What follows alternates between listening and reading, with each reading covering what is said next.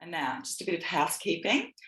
We've had some amazing response to the ability to submit questions on registration, and we'll try to get to as many of those as possible at the end of this session.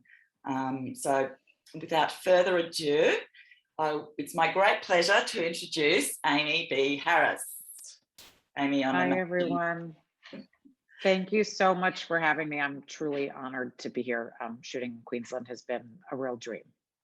Fantastic. We're so pleased to have had the show come to our fine shores. I'll just give a bit of an intro to you, Amy. Amy's the executive producer and showrunner of The Wilds for ABC Signature and Prime, Amazon Prime. She also developed and executive produced The Carrie Diaries and served as a writer and producer for the Emmy and Golden Globe award-winning series Sex and the City. Amy's credits also include The Comeback, Gossip Girl, Wicked City, and Designated Survivor.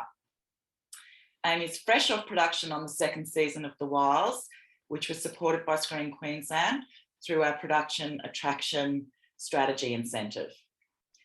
The series was created by Sarah Stryker and is produced by Lena Curtis and Honor Byrne, with production services provided by our very own Queensland-based production company, Hoodlum. Amy, before we dig deep into The Wilds, yes, I know we'd all love to hear about your career trajectory. In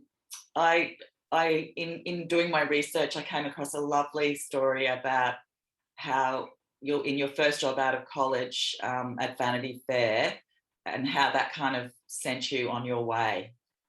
Can you tell us about that? Yeah, so I had worked at Vanity Fair magazine as an editorial assistant as my first job out of college. And Darren Starr, who had created, by that point, 90210 and Melrose Place. He was sort of, so our families had been friends for many, many years. Since I was, I think, born, our parents had known each other.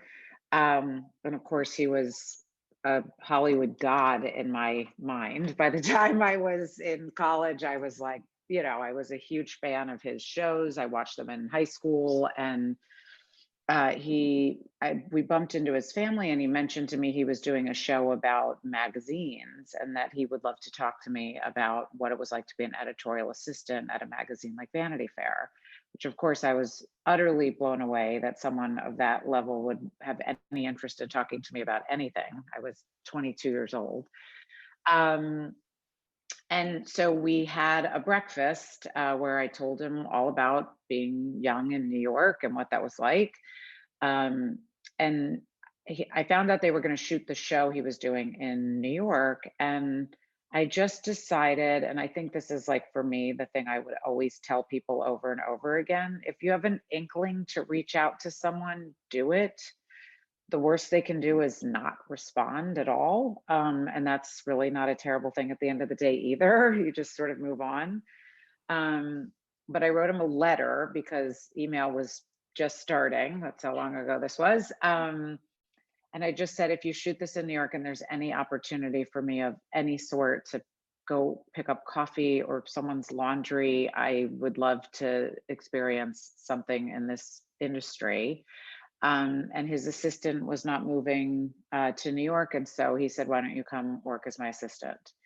And that was sort of the beginning. And then between Darren sort of opening up and being so generous with allowing me to see the process of how a show worked. And when you work for someone who creates shows and runs shows, you really get to see, if you're smart, you get to see everything and you take it all in and you really appreciate, you might be walking someone's dog, but you're also, learning everything there is to know about a writer's room, what makes certain writers wonderful to work with, what a production designer does. I was sort of everywhere all the time trying to take in everything I could. And then after Central Park West, which was the show that I had given him, my point of view about working at a magazine for, went away after one season. the next thing he did was Sex and the City. And so I was able to come onto that show as a producer. And then Michael Patrick King, who was the other head writer on the show, really encouraged me to write. And we have a very differing opinion of how it all went down. I said something about a script that had come in. I had read it before he had, and he said, "How is it?" And I said, "It's okay. I think you're going to feel like it needs work." And I think he said something like, "You writing is really hard. You should try it so you know how challenging it is for people." And so I thought, you know what, I will try that. He said he would never have said that. That he definitely didn't say like, "Writing's hard. You should try it if you want it." But however he said it, to what I heard was, take up the challenge and see if this is something you can do. And then I wrote a spec script of Sex and the City, and he read it and said, and we'd always been talking story, and I was a bit living the life of those women in New York anyway. And he was just very supportive and said, "It's time for you to move on to the writing staff." And so that was sort of the beginning of my writing career, and ever grateful for it. So yeah, I had two pretty amazing mentors who helped me find my way. Wow, that's such a great story to hear. Yeah. So, influential people, mentors in your life.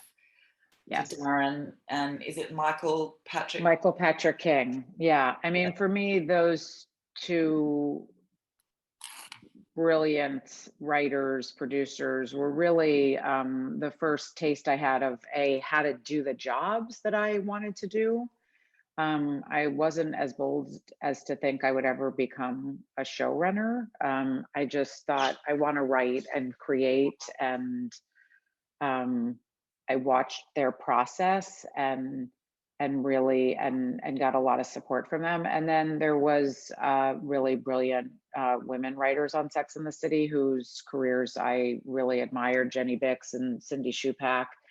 And watching them, I think, was also incredibly helpful. Just that writer's room was, and to this day, I still talk to every single one of those writers on a weekly basis. And I'm in Australia and they're in New York and LA. But I still, Michael and I do a weekly catch up call no matter what, just to check in with each other and see how things are going. And I just talked to Julie Rottenberg and Elisa Zaritsky this morning, and they're all working on the new iteration of Sex and the City and just like that. So we've all really kept in touch and support one another through the process of, producing shows is tiring, and I'm just on the tail end of it. So forgive me, we wrapped yesterday. So if I fall asleep, I apologize. But it's to have that level of collaboration. It's why I've always been in love with TV, to work with other writers and producers and build a show, and have that support as you are doing it is, for me, it's really the dream. And it's how I pick projects now is, do I want to think about this topic week to week? And are there people who I will be collaborating with that I am excited about being in a room with and bouncing ideas off of, and then putting all of that onto the screen? So that's a key thing for me now. Mm. And you wrote two episodes of Sex and the City? Yeah, I was in the writer's room starting in season 3, and we were really involved in the aspect of breaking every episode, but then you get assigned certain episodes. And I spent a lot of time on set. So for example, on The Wilds, I've only co-written, I co-wrote an episode last year, and I co-wrote an episode this year, just because even though I run the writer's room and every story is generated within that room, I just have less and less time to actually sit down and write those first drafts. And then, but I'm very involved in sort of crafting of each story, and I assign each writer the script. So it's a very collaborative effort. My whole thing with, if a script gets turned in and it's not good, it's a group effort that either didn't quite work yet or hasn't found its way. And if it's a great script, hopefully a writer gets to feel a lot of ownership of how well it went. Fantastic. So going back to the beginning of the Wilds, Yeah. can you tell us a bit about the genesis of the project and how you came to be attached?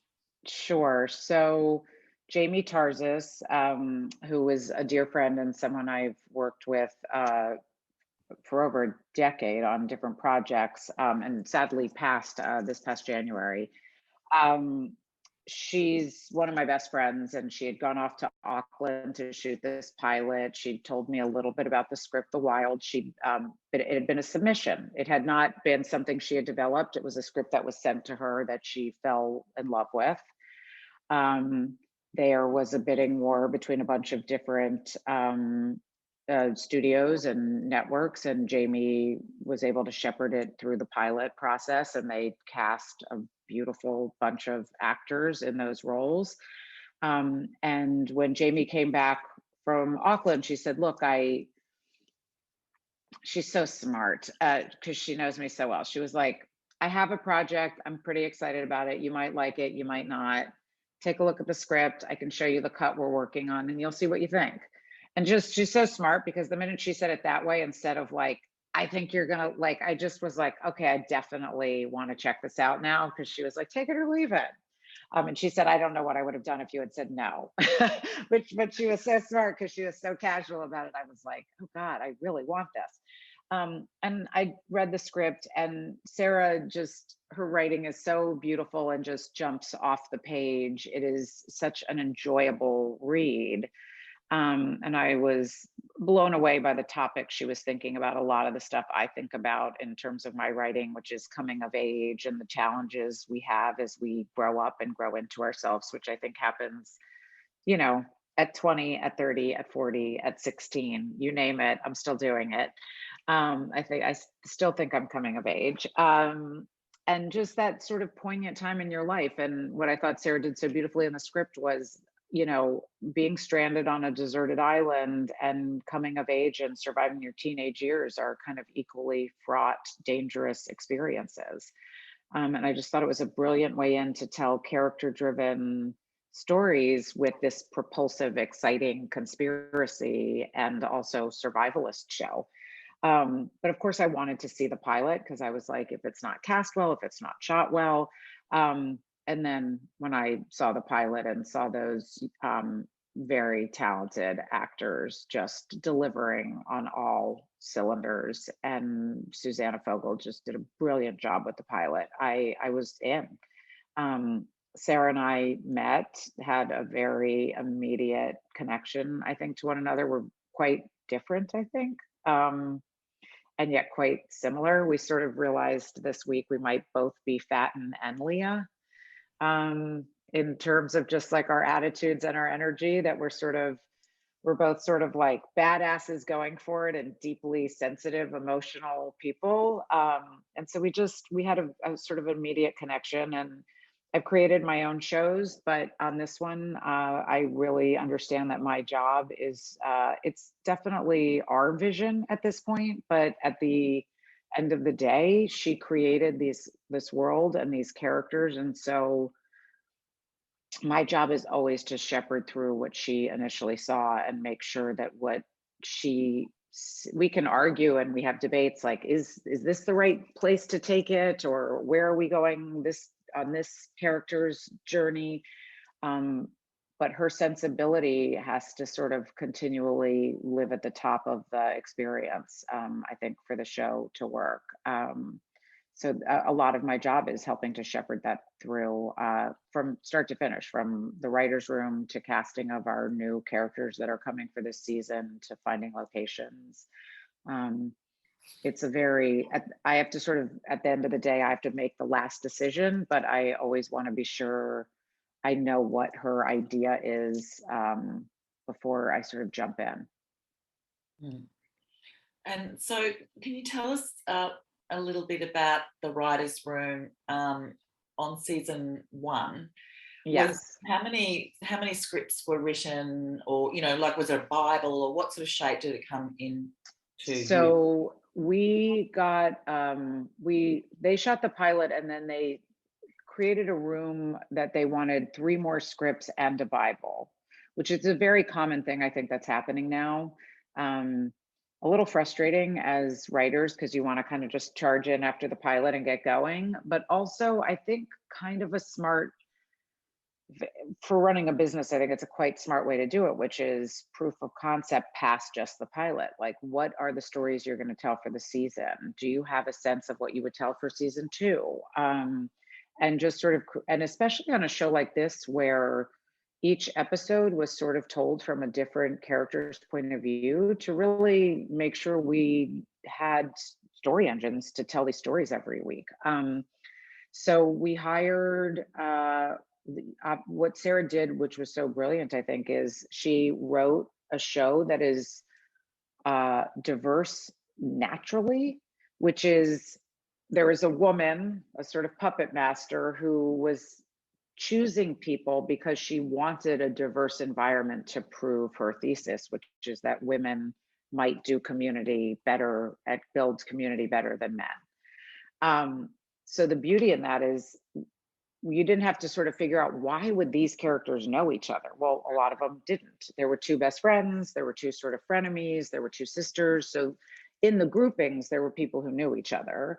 But then the fun of the show was smashing all these very different people from very different backgrounds, socioeconomic backgrounds, ethnic backgrounds, just a completely sort of wonderful tapestry that all got pushed together, and seeing like how they would react to one another.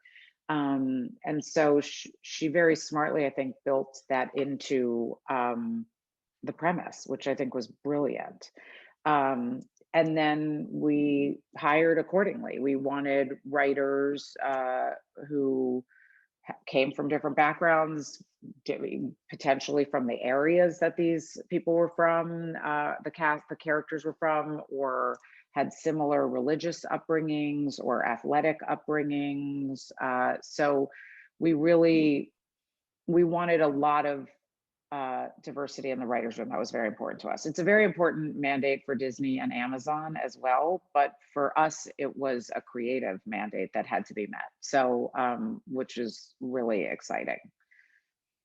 Yeah, I was going to say, I think that would have really contributed to the success in getting such a diverse audience as well. Absolutely. And really wanting those diverse stories to come from people who are living those stories. I think that's so important. Did you have to do a lot of consultation outside of the writer's room, where there was sort of perhaps, Yes. ethnic backgrounds or? Yes. So Sarah went very early on to an Ojibwe reservation so that she could talk to young women who were growing up on the res. And that was very important to her that she do that very early up. And then we hired consultants who were Native American specialists. We hired a consultant who talked to us about sociology experiments and what Gretchen's world was all about. We kind of hired, and we did it a lot again this season with the boys. We would consistently hire, if we did not have a voice in the room that we felt authentically could talk about an experience, we hired an outside consultant to come in and talk through everything. The professor who came in sort of explained how these control groups work, experiments work, how you get money for it, how what's the proper process, what an improper process, since obviously Gretchen's process is not the most by the book process. So we definitively, it was very important to us that we always come at each story with a really authentic connection, whether it was a student athlete or someone with an eating disorder. We didn't really want to tackle stories that we didn't feel like we had somebody who really understood from a very inside out way what those stories were about. Oh, fantastic. Across the season, I just wanted to talk a little bit about the structure. Sure. Which is very much like a featured character per episode, and we sort of flash back to their life before the crash on the island. Was there, would you say there's other shows, other series that influenced you in this choice? Sure. I think, Sarah, I think very early on, maybe even before she had shot the pilot, knew that we would probably want to be following each girl's stories, that the FBI agents would be our way in each episode. And I obviously put that in quotes because we know that they aren't, that they're Gretchen's people. So we knew pretty early on that that was a process we wanted. I think obviously a show like Lost can't not be mentioned when you're talking about seeing backstories and flashing to the present on on an island where people are surviving. So that's a show that I think for many people is the ultimate plane crash series. It's brilliant. So I think that was definitely a show that kind of inspired. And for me, weirdly enough, even though it doesn't do it from a different perspective, The Crown, how it sort of constantly goes from sometimes to backstories of them when they were younger and how it influenced them, I think was something I thought a lot about in that first season also. But yeah, just the idea that, I mean, look, sometimes the timelines for us, you're writing the math we have to do and the calendars we have to build. It's like, so it's day 2 in the post-rescue facility where they're being questioned by the FBI agents. We're on day 15 on the island with the girls, and then we're backtracking to their past stories. The math gets a little heady for me sometimes. But luckily there was an amazing team of people who always were able to pull up the calendar for us to look at and be like, okay, that's where we are. And then of course for season 2, where we've added in the boy element, it got even more jumbled for me sometimes. I definitely was not supposed to be a mathematician. Yeah.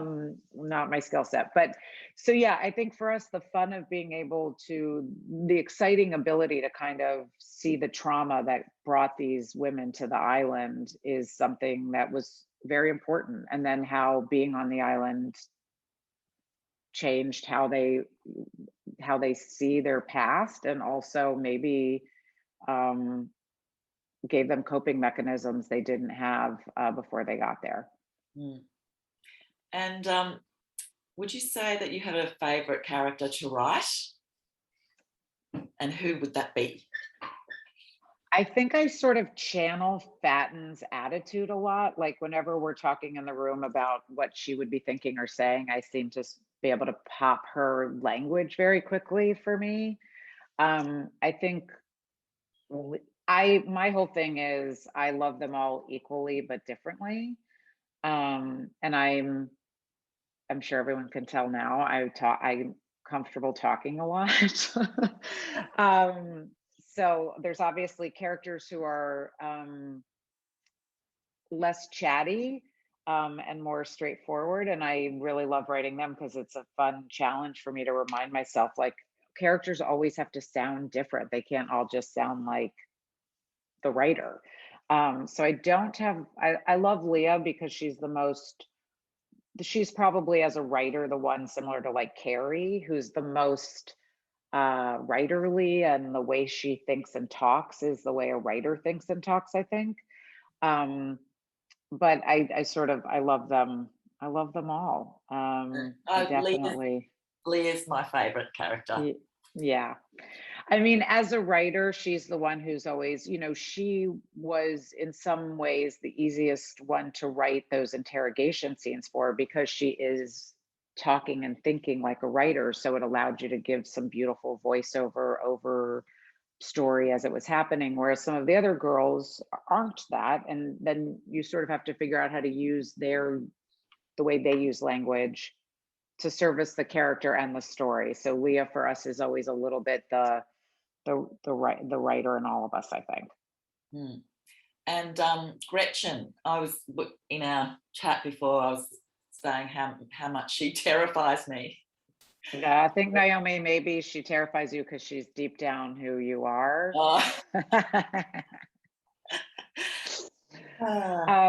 I love Gretchen because I think she is a complicated villain, in the sense that she's a true believer in something bigger than herself. Maybe she's gotten it a bit twisted at this point, and has lost the plot in terms of what she's done to these people.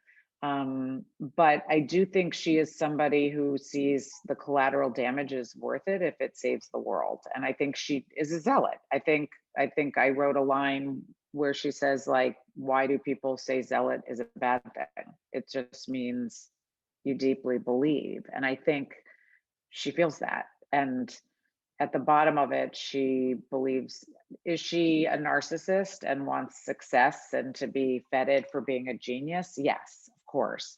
But I think she also truly believes that you have to shake up the world by doing something bold. And she is going to fight to change the world. And she believes she's doing something that could change the world if people would see it for that. Mm. I saw in an interview. Yeah, it's twisted. I mean, it's twisted. Yes. There's no way around it. I saw an interview with you and Rachel, and she described Gretchen as someone who cares more about humanity than humans. I thought that was the perfect description of Gretchen. Yeah, Rachel really understands her in the best way. Yeah. It's terrifying, but very amusing, and very thought-provoking. Yes, and that's the hope. I mean, at the end of the day, I do think these women are learning about feeling empowered, and I'm at the end of the day, I think Gretchen will have some arguments to make about how she's maybe made their lives better, or at least that will be her argument, I would guess. I'd love to hear about choosing directors. I was very chuffed and proud to see John Paulson and Sherry Nolan now. Yes. In season 1.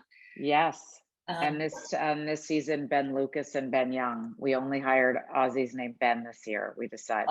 No, that's how we choose. We just said anybody named Ben who's brilliant and talented should come on board.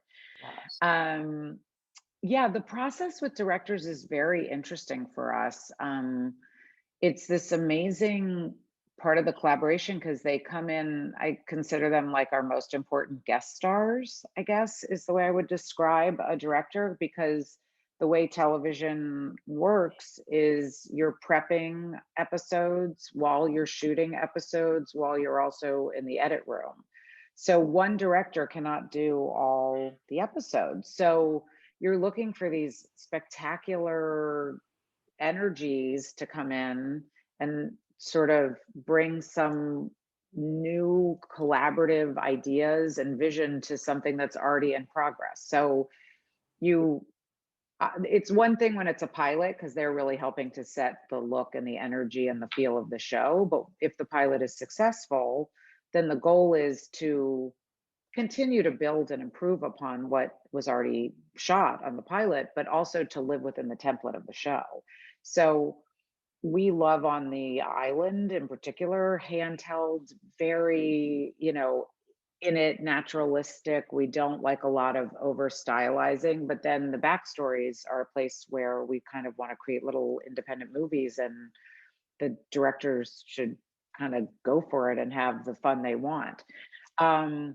And certain episodes, I think, actually ask for certain types of directors. And then other episodes, you don't know why someone is going to be a good fit. And sometimes you book them before you're even sure what that episode is going to be. And then sometimes it's as remarkable what a fit it is. This year, we had enough scripts that we really knew what we were chasing for each of those episodes. You don't always know. But the process is really, you get a list of amazing directors. You put wish list people on that. John Paulson was somebody who, Carl Beverly, who's one of my best friends, who was a producer on Elementary. He had worked with John on that for many years and adored him. So that was somebody I'd always been very eager to work with. And And then John came on actually as an executive producer, which meant he directed episodes, but then he also helped the other directors as they were prepping and getting ready. So he was so important to the first seasons, the look of the show, keeping production running on time. So just a huge part of that process. Yeah, so you meet with, in today's world now, you don't sit in the room and meet with people, but you get on Zoom, you get a vibe for someone and decide whether or not they understand the show. This season, it was different because they were able to watch the first season, and then we could really talk about what this season was going to be and what was going to be different. But in that first season, they're usually watching a pilot and having a conversation with you about what your sort of hopes are. And then you watch material you've seen that they've done before. Ask people who have worked with them what the experience has been like. I find in today's, like, it's just so helpful to have those conversations with other people. The business does get small enough in that way where you're like, oh, wait, they worked on this. I'm going to call so-and-so and reach out and find out. And then sometimes it's just taking a chance on someone really exciting and you're not sure, but you just get a feeling that they love the show and um, they're gonna come in and bring something really fresh to it. And it's very exciting because it's very collaborative, and yet they're also, I think being a director in TV is actually one of the hardest jobs because you are steering the ship while filming is happening every day, and deciding what cameras need to be and helping pick locations. But at the end of the day, you're holding on to something that is part of something bigger. And so you're really managing, making sure the producers sitting behind you are happy with performance, are feeling like they're getting what they need, but also having the wherewithal to kind of chase stuff you want from the scenes and think would really be additive. Mm. And on a practical level, on set every day, for example, how does your role as showrunner sort of intersect with the directors and the producers? Yes. So I think a lot of every showrunner does it slightly differently. So I don't think the way I do it is necessarily how all showrunners do it. I run the writer's room and help and build the stories and assign scripts, and then have outlines turned into me that then I give notes on and then send them off to script and then give notes on that. And then we do a table read, where then we feel what's working, what's not. We continue to make tweaks on that. And then once we're filming, I try to be a little bit everywhere once we're filming. So I try to prep with directors, help them pick out locations. A lot of the locations we already picked out, obviously, the girls' beach, this season, the boys' beach, all of that stuff had been established before our directors even came in, because those were decisions I wanted to make to be sure I liked the looks we were going for. But so just going through the scripts with the directors ahead of time, doing what we call a tone meeting so that they understand what we want from each scene. Oftentimes on a show, season 2, you have to remind directors in season 1, this is where this character ended up. So this season we're playing with this journey. So this scene actually doesn't seem like a particularly important scene, but it's actually a big moment for this character. So really, we want some coverage here of what that character is going through, even if it's other people talking around them. So really just helping them sort of prep the locations, casting if there's any guest cast, going through with the AD, trying to figure out what days are makeable versus which days we will just die on the vine on and have to figure out how to shorten scenes or cut scenes depending. And then once we're in production, I tend to sit on set quite a bit. The first few days with any new director, I'm there every day, just wanting to make sure they make their days so that they have a successful experience. Because when you start dropping stuff from the call sheet, the studio starts getting very nervous and then starts to doubt, how it's all going. So just and making sure, oh, you know what, that shot, it's beautiful, but it's super fancy and we're not going to be in it for very long. So maybe one take of that and then move into this sort of more traditional coverage, or oh, we're going to love this in a oneer. So I love this idea and definitely focus on getting it right. So just sort of having those conversations, and then there's sort of they've never worked with the actors before usually when they first come in, so getting the actors comfortable and safe with these new people in their space, and making sure their performances sort of match episode to episode. um and then yeah, and when a day isn't going well, for whether it's raining for 2 hours and we have to stop shooting, just kind of constantly trying to problem solve how to make sure that the day doesn't fall apart. Mm. And how much of the shoot, focusing on season 2, how much of the shoot was on practical locations versus set? Did you? This show is, I think, shocking in the amount of time we're not on sets. Because really the only sets are the post-rescue facility, which is the interrogation rooms, the Genevieve set, the beaches, which are really our main sets, are all on locations. So the majority of it's an 11-day shoot. I would say 8 or 9 of those days are usually on location, and only 2 or 3 at the most are on sets, which is very unusual. That's on most shows, you're half and half, if not Grueling. if not more, if not almost flipped, like 3 days of locations, 8 days of sets. Mm. And what were some of your practical locations in Queensland? Well, we spent a ton of time on North Stratty, Oh, beautiful. which is one of the most beautiful places I've ever been. And just the beauty of what we shot there, I think, is spectacular. Mount Tambourine, a lot of time up on Mount Tambourine. Those were the 2 places I think we spent the most amount of time. And then we shot at Nudgee. Is that the school, Nudgee? Yes. Yep. Nudgee. We shot a couple times there because nothing better than a high school to look like a high school. We call them high schools. I know you guys call them colleges. I've learned some lingo. I've done all right. And then finding homes in suburban neighborhoods occasionally, but the bulk of the work was the Boys and Girls Islands, which was Stratty and Mount Tambourine. Right. Yeah. Yeah. And I understand there's a second unit shoot in New Zealand. Is that right?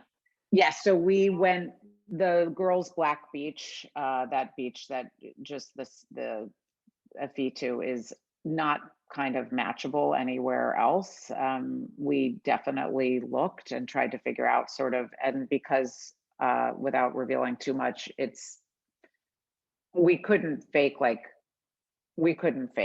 that beach. And so we made the choice.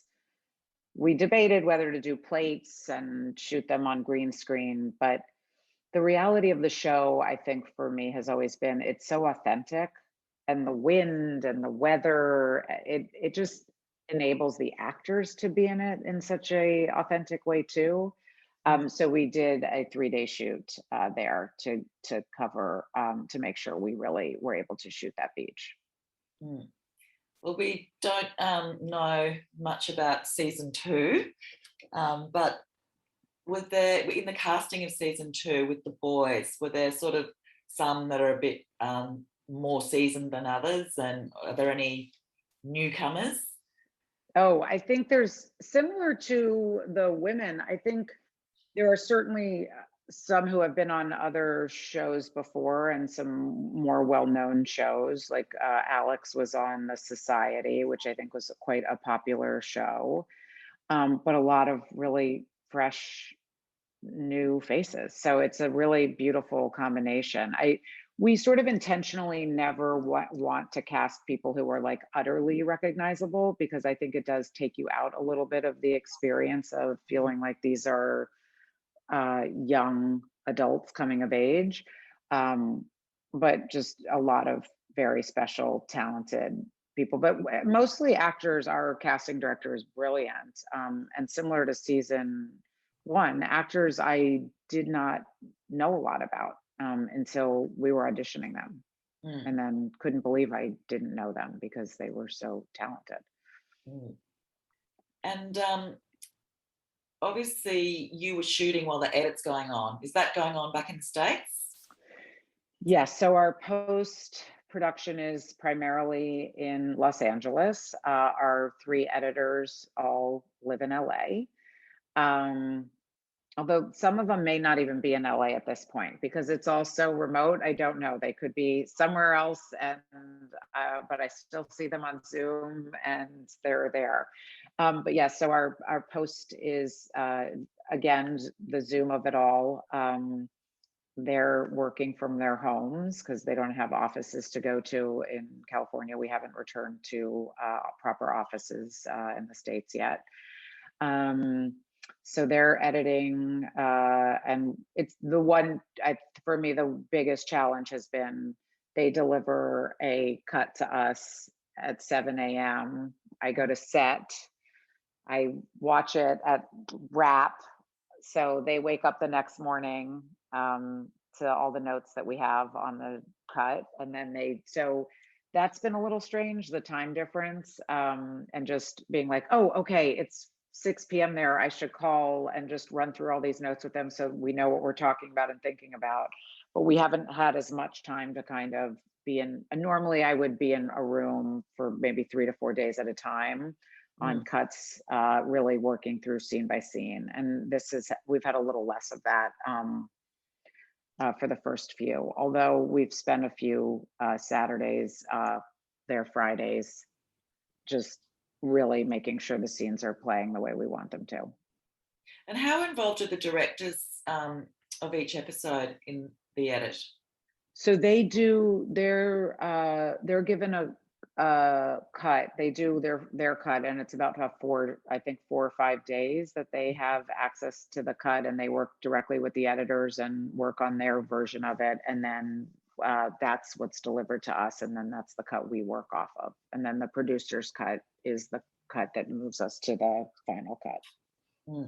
I was wondering how much of the time shifting was scripted and how much of it you restructured in the edit, or do you think it was pretty much a blueprint for the scripts are pretty, I mean, we might move a scene here or there or cut scenes, but we pretty much built it all in the script form. Okay. Yeah. We definitely have an idea of, we try to build in those transitions so that you're very close into a story with whoever the person is. We're flashing back to their backstory and flashing forward to their interrogation with. So those bridges we do build in. Yes. I loved the score for the series, and was just dying to see the music, the Pink song and the Yes. So we are so lucky. We have Cliff Martinez is our composer. And so the score is, I think, really deeply special.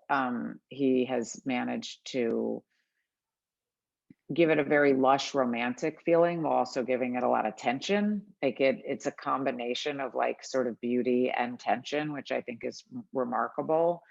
And then our music supervisors are brilliant. And the songs that they, Ghost in You, which is really one of my favorite moments in 106, where she is listening with her boyfriend when Leah's with Jeff, and hears that song. And then it's sort of, she relives it. We had scripted a different song and they said, we have some ideas we want to share with you. And we think there's one that might be really special. So, and boy, were they right. So it's a very collaborative effort. Sarah and I definitely have strong ideas about music and what we're chasing. But again, in TV, the beauty is getting to collaborate with this kind of amazing group of people who, just bring other interesting ideas to the table every day and really just, I think, elevate the work so much with the sound of the show. Mm. Sounds like you love post-production. Well, I really do believe, like, I think it's a pretty common saying, a third, a third, a third. It's like a show is a third writing, a third filming, and a third editing. And post. I really believe that. I think a great, I think like sometimes the best episodes are made in post, where Mm. it's like you add a musical montage to a moment that sort of felt slow and you intercut it, or I just think I never lose faith when I see a cut that I'm not that excited about. Well, I do. I have a day where I utterly lose faith. And then I remember, like, this is just part of the journey. Like, so we didn't get the scene exactly as I'd hoped, but now we get to play with it and edit it, and maybe it's going to be a better version of it. Mm. Oh, well, congratulations on the success of season 1. Thank you. I watched it in very few sittings with my teenage son. Oh, good. Yeah, That's which awesome. was led to some awkward moments with I'm sure. certain conversations. Sure. I'm sure it's a conversation opener for sure. Yes. Um, Yes. this has been such a popular session. I just have so many questions that have come through. So I should probably move on to that. Okay, great. Um, uh, just take some really random ones. Someone's asking about a day on set where you had to abandon the shoot because there was a threat of getting struck by lightning. Oh, yes, that's very true. Yes, no, when you're working in these, my joke has been this season is, I ran around New York in high heels for most of my production life. And then this show has, brought some really, I've been in gum boots quite a bit with rain gear and, yes. So we had a day where we could see some storms happening off of North Strati, and then all of a sudden it was very clear the lightning was coming fast and furious towards us. And everyone's looking at radars and this and that, and then your safety people are like, "It's imminent. Everybody get on these buggies and get out of here." So always felt safe and knew we were in very good hands. But yeah, when you have lightning coming towards you, it's time to hop off the beach. Yeah. But yes, luckily we have a great team of people who can get us in and out of that very quickly. Hmm. And sit Another, in cars and wait for the rain to end. hmm. Another question from the audience. How do you compare season 1 to season 2 in terms of how much you enjoyed making it? I don't know if I have enough perspective yet on this season because it Day just one. finished. Hmm. It was a bigger show this year because we had 8 girls and 8 boys. We were telling story for almost double the amount of actors. And so it felt bigger. It felt like a much bigger show for me. The heavy lifting of it felt more intense. Last year I commuted. I didn't live in New Zealand full time, and here I was here because of quarantine and COVID. I was here full time. Um, they're just both very, very special experiences for me.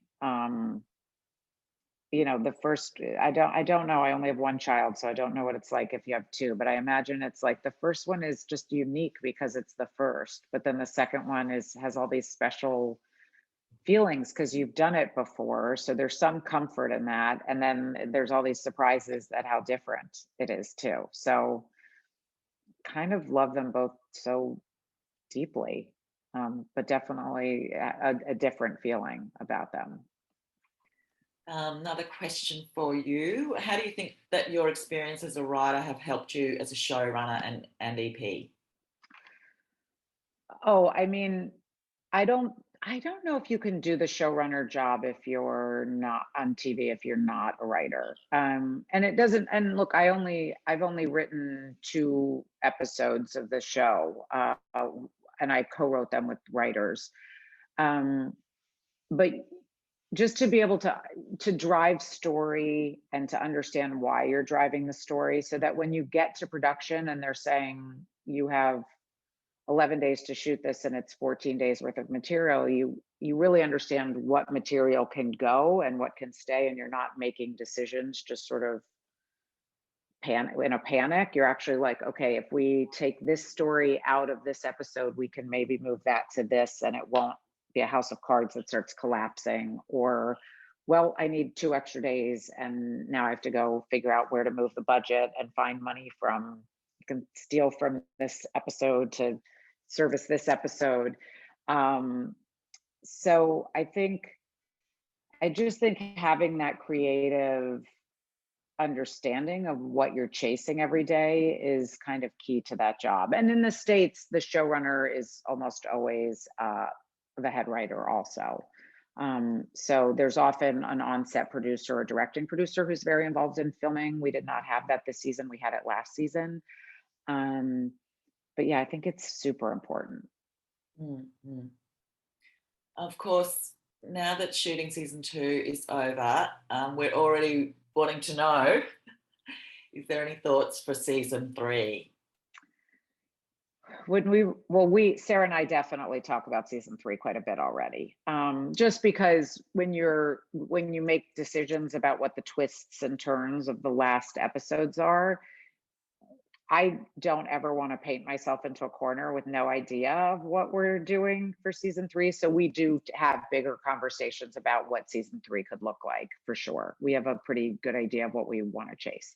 What the details are, I don't know yet. We'll get there when we get to that, when we start really thinking about it. But even yesterday when we were shooting some of our last scenes, we actually ended up sort of shooting the last scenes of the season as our last day.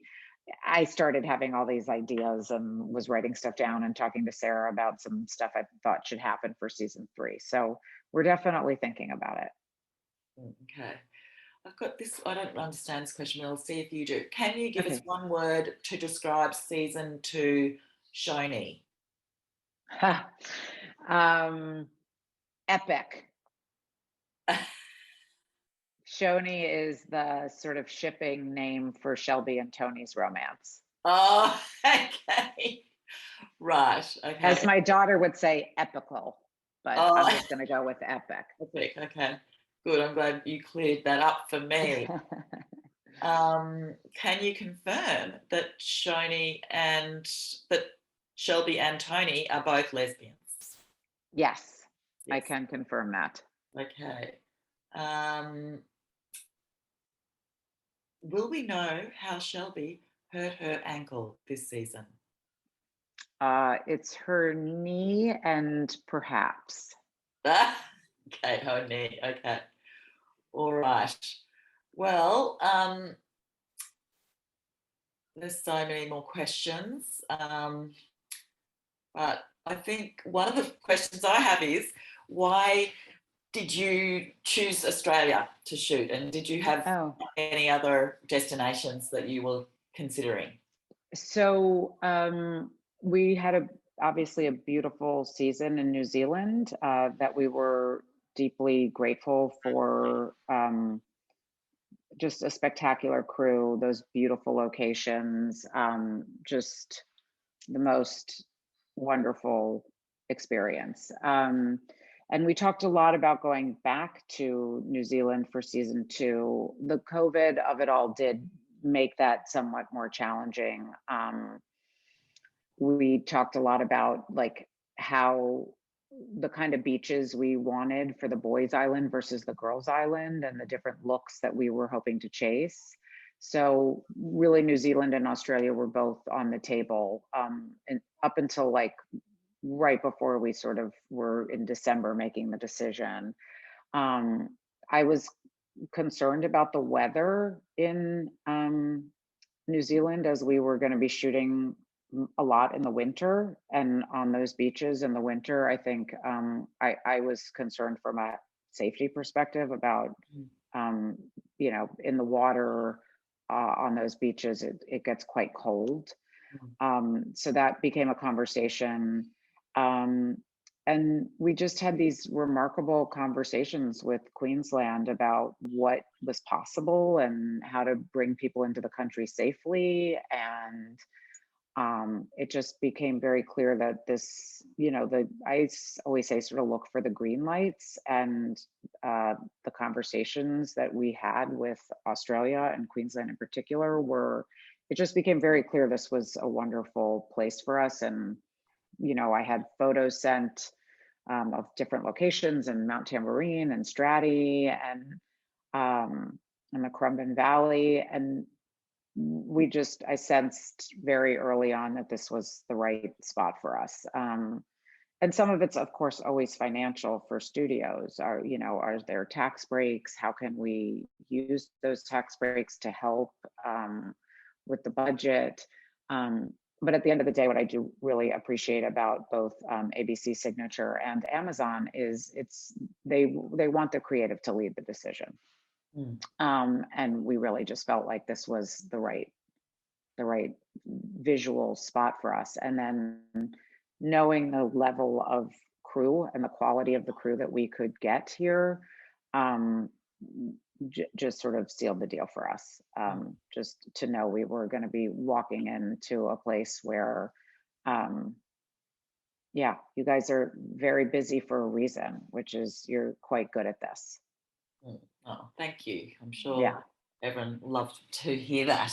it's true. I feel really, um, and I felt that way about New Zealand as well. So it's not these two crews, season 1 and season 2, are some of the best crews I've ever worked with.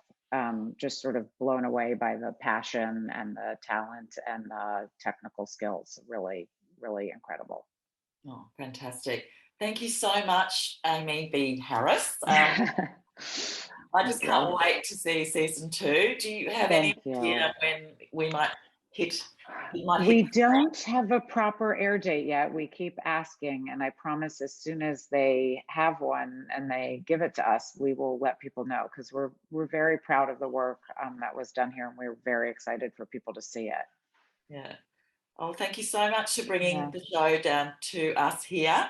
Thank you Yeah, for having us. We really are eternally grateful for this experience in a pandemic. To be able to do it here was just to feel safe and well taken care of was a real gift. yeah. And thanks again also for your time today and your Of generosity. course, my pleasure. My pleasure. Thanks, Naomi. Thanks. Thanks, everyone. Bye. Bye.